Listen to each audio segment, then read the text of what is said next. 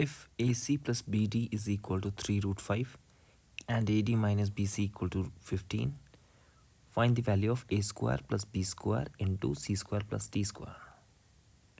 First of all, here both brackets are the sum of two terms and both the two terms are squared. So if we look in every bracket, we have square of two numbers and then addition of those numbers.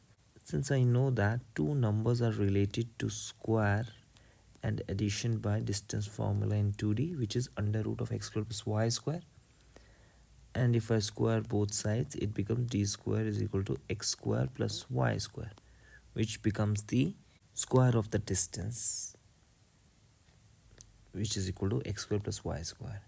Using this idea, I can say the point would be x comma y from the origin. From here I can say the point could be AB, and from here I can say the point should be C and D, C comma D. Using this inspiration, let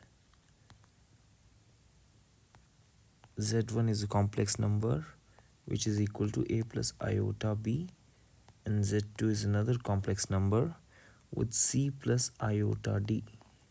Now let's multiply Z1 with the Z2 conjugate, which is equal to A plus iota B into C plus iota D conjugate, which becomes in the next step A plus iota B. On taking conjugate, we get C minus iota D. On multiplying A with C, we get AC. A with iota D, it becomes minus iota AD. Iota B into C becomes plus iota B into C, and iota B into iota D with negative sign becomes minus iota square into BD, which further becomes AC plus BD, because iota square is equal to minus 1. Here iota square becomes minus 1 and minus minus becomes plus. So AC plus BD, and taking common minus iota, we get AD minus BC from these two terms. In the next step, putting the values, we get 3 root 5 minus iota 15.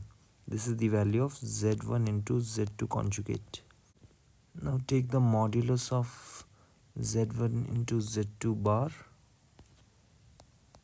So it becomes under root of 3 root 5 whole square plus minus 15 whole square under root, which becomes under root of 270. Because since mod of any number, real part of the module complex number square plus imaginary part of the complex number square with under root. Used this here, which finally becomes under root of A square plus B square into under root of C square plus D square is equal to 270. Because mod of Z1 becomes under root A square plus B square, and mod of Z2 conjugate becomes C square plus D square, because Z1 Z2 mod can be written as mod Z1 into mod Z2. So we use this property here, so I can write individual mods of Z1 and Z2 conjugate. In the next step, squaring on both sides,